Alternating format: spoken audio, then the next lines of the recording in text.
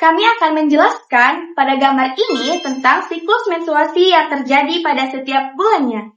Pada gambar bagian paling atas ada perkembangan folikel, mulai dari folikel primar, folikel sekunder, hingga pada akhirnya menjadi korpus luteum.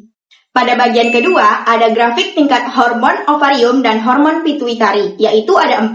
Ada hormon FSH, estrogen, LH, dan progesteron. Bagaimana keempat hormon ini mempengaruhi siklus menstruasi? Di bagian ketiga ada siklus uterus atau endometrium, yaitu gambaran tingkat ketebalan dinding rahim pada setiap bulan. Di bagian paling bawah ada angka 0 sampai 28. Itu adalah hari, yaitu 0 sampai 28 hari. Kami akan membahasnya berdasarkan 4 fase, yaitu fase menstruasi, fase praovulasi, fase ovulasi, dan fase pasca ovulasi.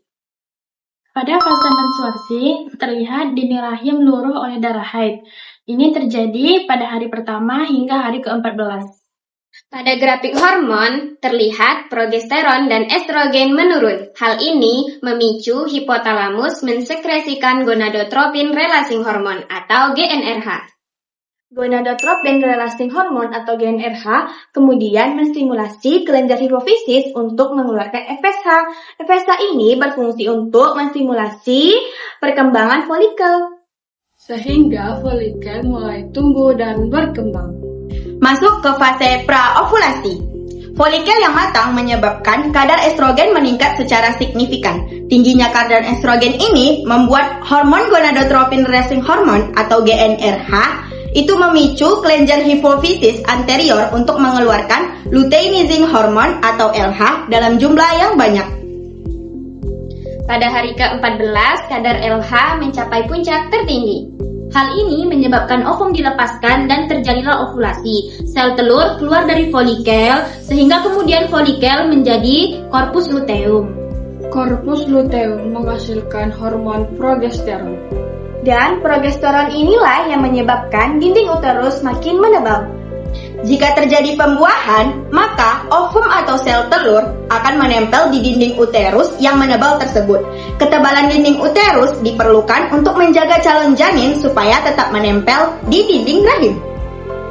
Setelah janin dirasa cukup kuat untuk bertahan atau plasenta sudah jadi, yaitu sudah terbentuk sempurna, maka korpus luteum akan mengecil dan berhenti bekerja.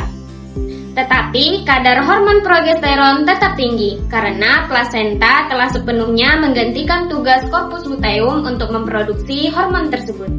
Sebaliknya, jika tidak terjadi pembuahan, maka sel telur atau ovum akan mati. Dan korpus luteum akan menyusut, berhenti berfungsi, lalu berubah menjadi jaringan parut. Hal ini menyebabkan hormon progesteron menurun drastis dan kadar estrogen juga ikut menurun. Menurunnya kadar progesteron secara drastis dan estrogen menyebabkan dinding rahim meluruh dan keluar menjadi darah haid. Nah, jadi itulah siklus menstruasi yang terjadi selama 28 hari sekali.